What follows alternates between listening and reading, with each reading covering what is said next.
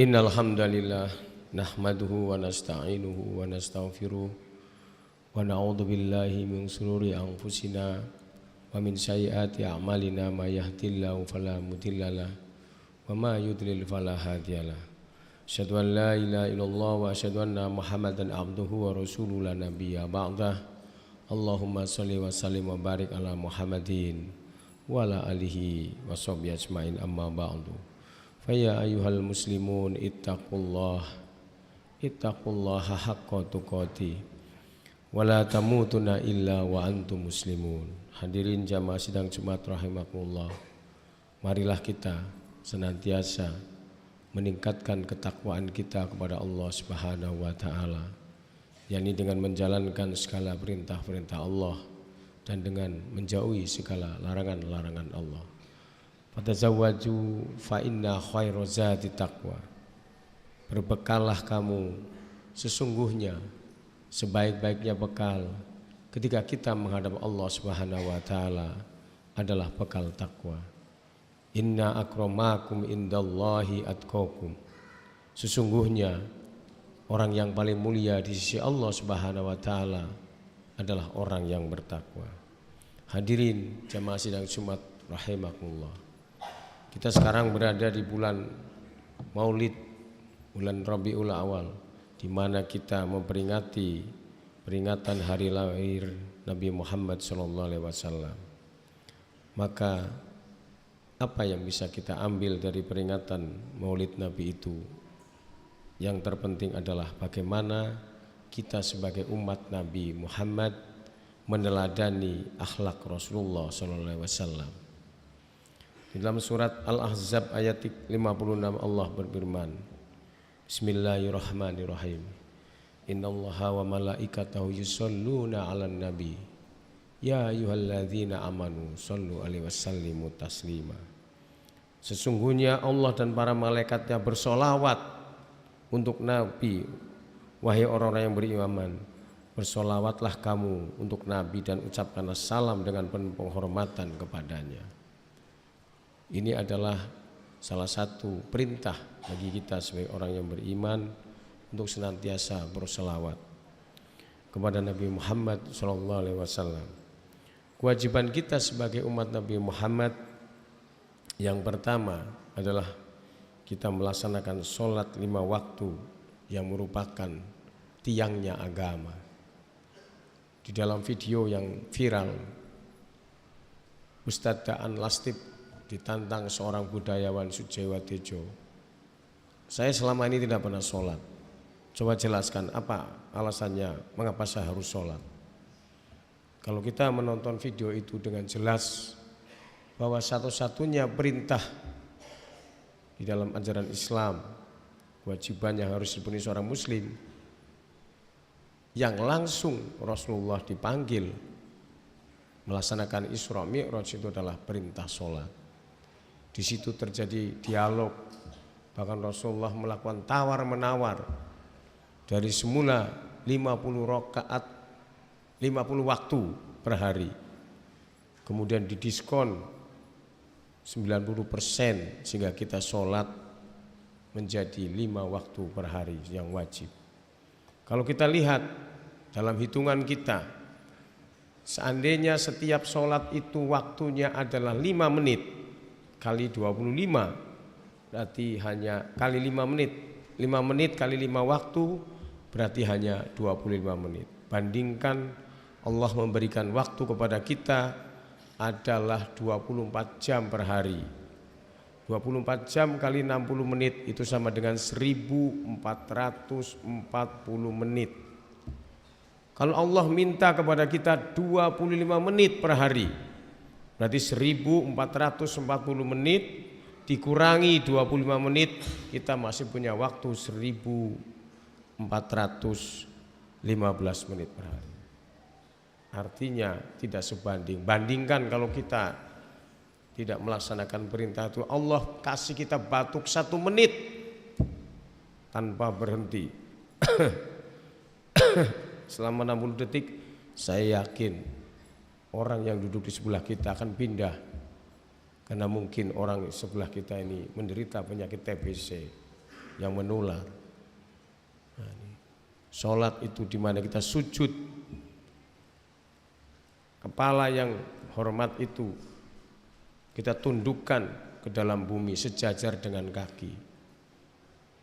Nah, jadi karena itu maka Allah berfirman, inna sholata tanha anil fahsya'i wal munkar, mencegah perbuatan dari keji dan munkar.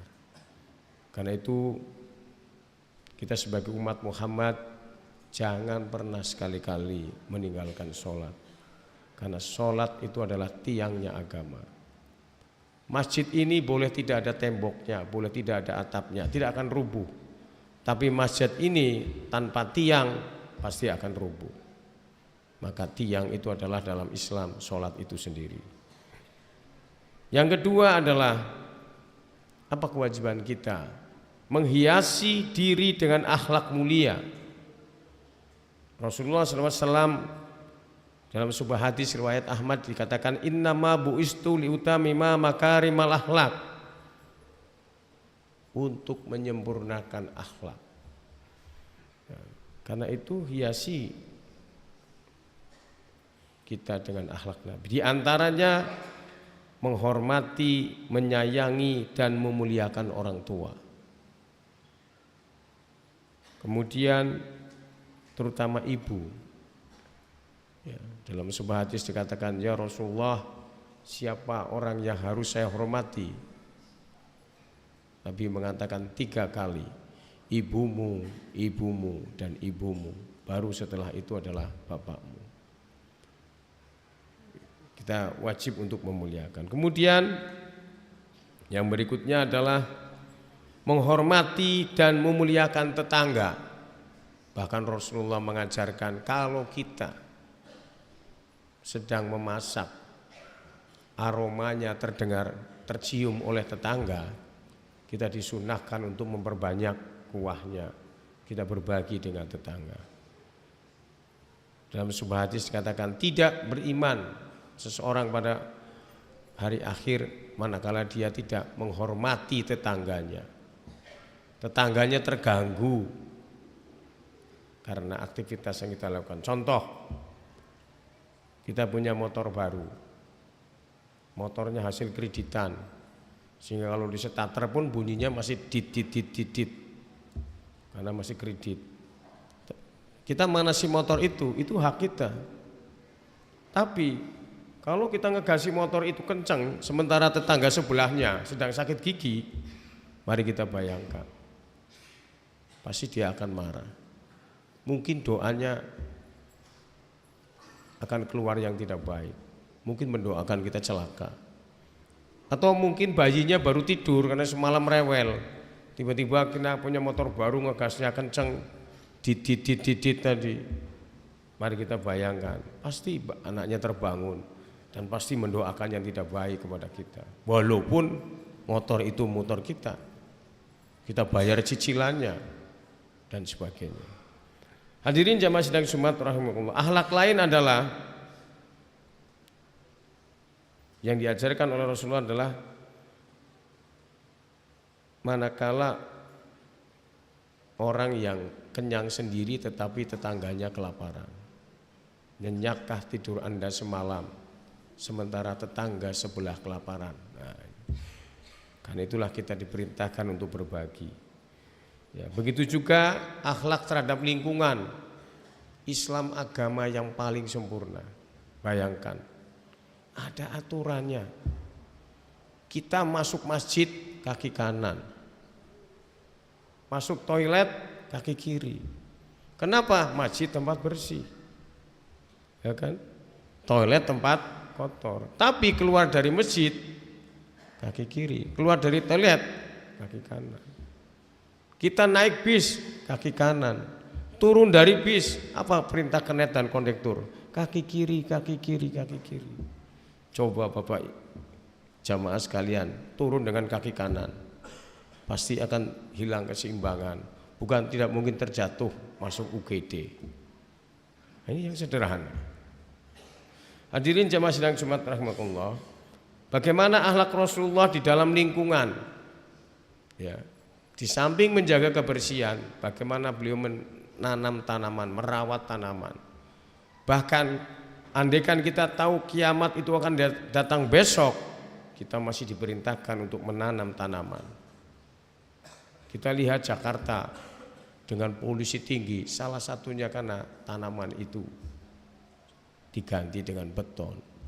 Maka tak ada salahnya kalau kita punya tempat, rumah, tinggal, kantor tempat kita bekerja, masjid tempat kita beribadah, ditanami tanaman sehingga sejuk. Kemudian bagaimana Rasulullah memuliakan binatang? Ya.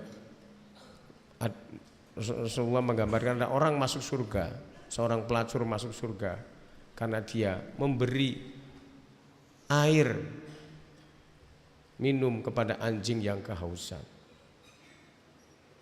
Jadi karena itu inilah saya kira teladan-teladan sederhana yang harus kita praktekkan dalam kehidupan diri kita, baik dalam kehidupan diri, keluarga, dalam kehidupan bermasyarakat, berbangsa dan bernegara. Hadirin jamaah Jumat rahimakumullah. Yang ketiga adalah melaksanakan fungsi dan peran sebagai anggota keluarga. Jamaah Jumat ini mayoritas atau laki-laki dan bapak serta anak. Apa kewajiban seorang suami terhadap istrinya? Memberi nafkah lahir kepada istrinya seperti pakaian dan tempat tinggal, dan memenuhi nafkah batin kepada istri seperti cinta, kasih sayang dan perhatian. Saya bekerja di Kementerian Sosial. Banyak sekali setiap hari kasus kekerasan seksual yang dilakukan oleh keluarga dekat.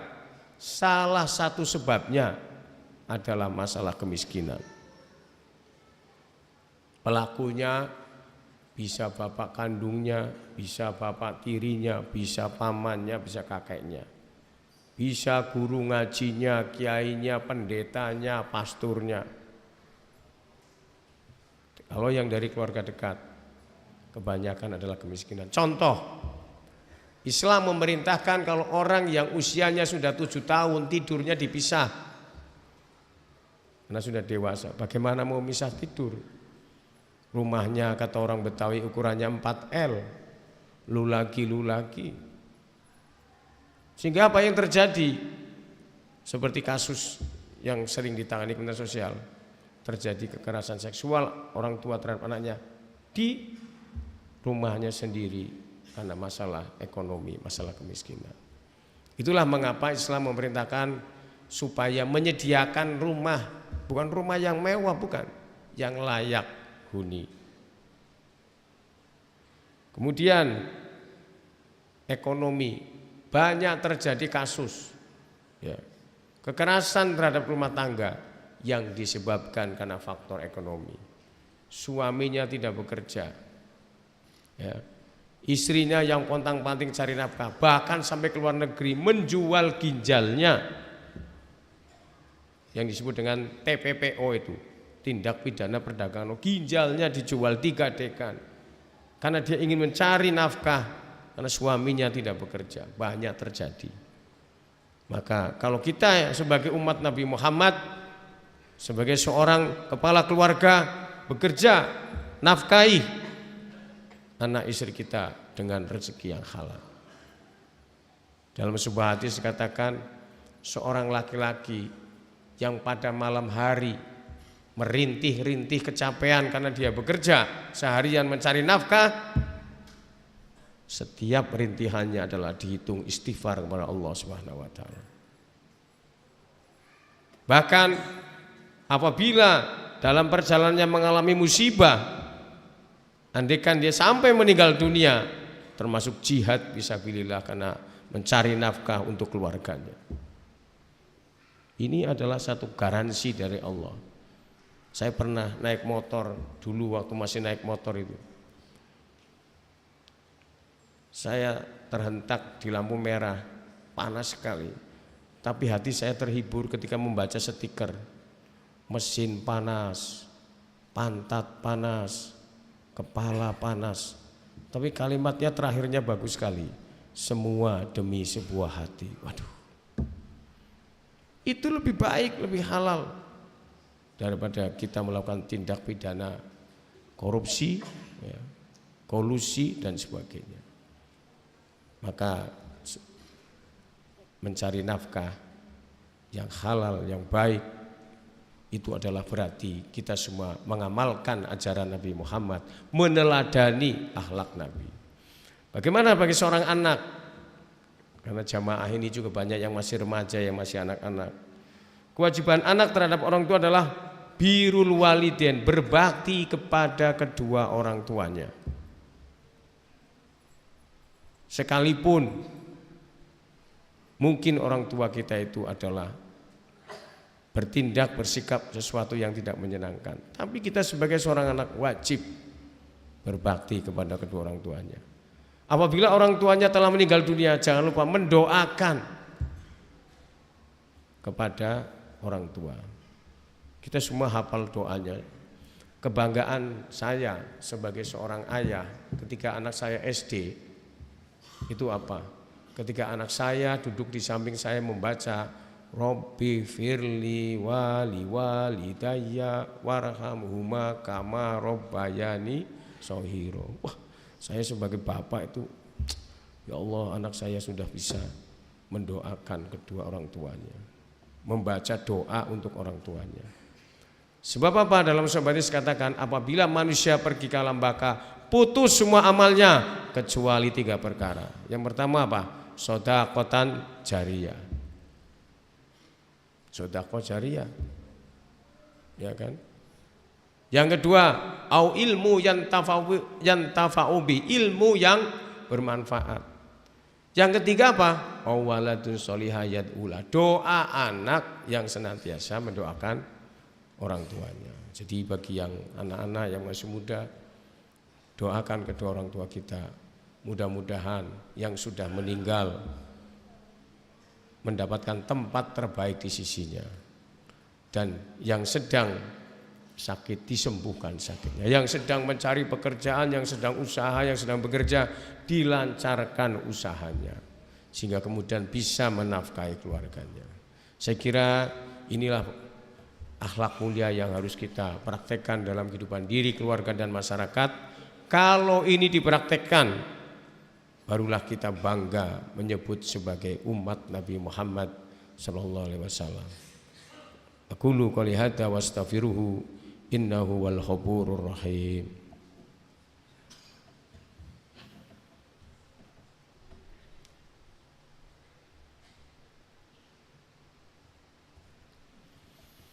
Alhamdulillah, alhamdulillahilladzi hadana li hadza wa ma kunna linahtadiya laula an hadana Allah. Asyhadu an la ilaha illallah wa asyhadu anna Muhammadan abduhu wa rasuluh. Allahumma sholli wa sallim wa barik ala Muhammadin wa ala alihi wa sahbihi ajmain, amma ba'du. Fa ya ayyuhal muslimun ittaqullah haqqa tuqati wa la tamutunna illa wa antum muslimun. Hadirin jamaah sidang Jumat rahimakumullah. Untuk khutbah yang kedua ini saya ingin menerjemahkan yang selalu dibaca oleh khatib. Ini adalah diperintahkan kepada kita untuk bertakwa dengan sebaik-baiknya takwa, dan dilanjutkan dengan wala tamutunna illa wa antum muslimun. Janganlah kita semua meninggalkan dunia ini, wafat, kecuali dalam keadaan berserah diri, kecuali dalam keadaan menjadi seorang muslim. Ini penting karena kita kadang sebagai kepala keluarga begitu mudah ya mengabaikan hal ini, karena ini adalah kewajiban kita sebagai orang tua. Juga sebagai anak kita harus tetap istiqomah, ya, senantiasa berada di jalan Allah agar senantiasa kita bisa meraih kebahagiaan. Oleh karena itu saya mengajak pada diri saya pribadi dan kepada jamaah sekalian, kita didik diri kita dan keluarga kita. Dalam surat At-Tahrim ayat 6 disebutkan, ya ayyuhalladzina amanu qu anfusakum wa ahlikum nar. Wahai orang yang beriman, jagalah dirimu dan juga keluargamu dari siksa api neraka. Rasulullah memberikan teladan kepada kita bagaimana menjadi seorang ayah yang baik. Maka teladan itu mari kita ikuti, kita praktekkan, kita amalkan. Kita didik anak-anak kita dengan penuh kasih sayang, dengan penuh rasa cinta dan kepedulian, karena anak kita adalah investasi kita nanti, baik di dunia maupun di akhirat. Sehingga dengan demikian anak-anak kita pun kelak akan berbakti kepada kedua orang tuanya. Hadirin jamaah sidang Jumat rahimakumullah, marilah kita berdoa memohon ampunan kepada Allah Subhanahu wa taala, memohon petunjuk jalan yang lurus, dan memohon agar kita semua diberikan kebahagiaan hidup di dunia dan di akhirat. Innallaha wa malaikatahu yusholluna 'alan nabi ya ayyuhalladzina amanu shollu 'alaihi wasallimu taslima. Allahumma firil muslimina wal muslimat wal mu'minina wal mu'minat al ahya minhum wal amwat innaka qaribun mujibud da'wat wa ya qadiyal hajat. Rabbana zalamna anfusana wa illam taghfir lana wa tarhamna lanakunanna minal khasirin. Allahumma inna nas'aluka salamatan fid din wal afiyatan fil jazad wa ziyadatan fil ilmi wa barakatan fil rizki wa taubatan qoblal maut wa rahmatan indal maut wa maghfiratan ba'dal maut. Allahumma hawin alaina fi syakaratil maut wan najata minan nar wal abwa indal hisab. Rabbana atina fid dunya hasanah wa fil akhirati hasanah wa qina adzabannar. Subhana rabbika rabbil izzati amma yasifun. Wassalamun alal mursalin walhamdulillahi rabbil alamin. Aqimus shalah.